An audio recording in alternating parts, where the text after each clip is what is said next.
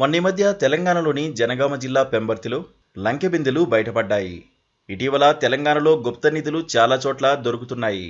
Real estate వ్యాపారం జరిగి తవ్వకాలు జరగడం ఎక్కువై నిజాం నాటి ఆస్తులు బయటపడుతున్నాయంటున్నారు. ఇందులో 18 తులాల 7 గ్రాముల బంగారం, కిలో 720 గ్రాముల వెండి, 7 గ్రాముల పగడాలు, కిలోకు పైగా రాగి పాత్ర, ఇతర బంగారు ఆభరణాలు ఉన్నాయి.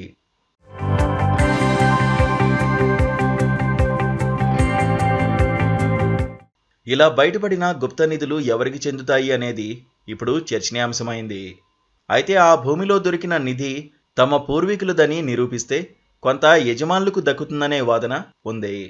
అసలు ఇలా గుప్త నిధులు దొరికితే చట్టం ఏం చెబుతోంది, నిబంధనలు ఎలా ఉన్నాయో తెలుసుకుందాం.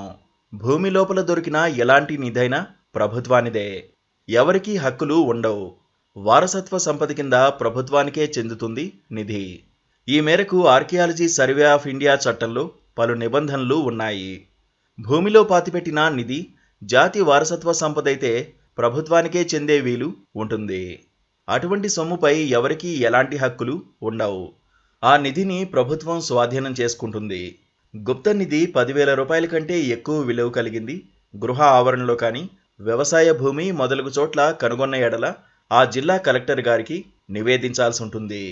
అలా నివేదింపబడిన నిధిని పోలీస్ యంత్రాంగంతో అదుపులోకి తీసుకుని పురావస్తు శాఖ ద్వారా ఆ నిధి 100 ఏండ్లకు పూర్వందా లేక దాటిందా అంచనా వేయబడుతుంది.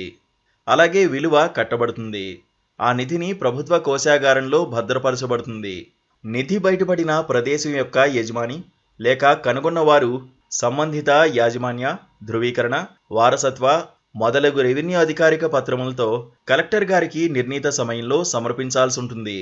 కలెక్టర్ వాటిని పరిశీలించి మొత్తం వ్యవహారం న్యాయస్థానానికి సమర్పిస్తారు.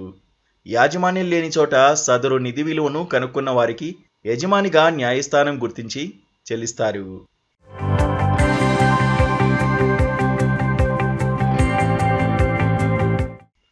పద్దెనిమిది 1878లో ఇండియన్ ట్రెజర్ ట్రోవ్ యాక్ట్ అమల్లోకి వచ్చింది.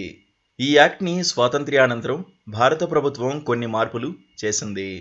భూమిలో లభ్యమైన గుప్త నిధులు, రాయి నుంచి రత్నాల దాకా ఏమి దొరికినా ఆర్కియాలజీ సర్వే ఆఫ్ ఇండియా వాటిని స్వాధీనం చేసుకుంటుంది. ఎక్కడైనా నిధి దొరికిందని సమాచారం తెలియగానే తొలిగా అడుగుపెట్టేది స్థానిక రెవెన్యూ, పోలీస్ అధికారులు.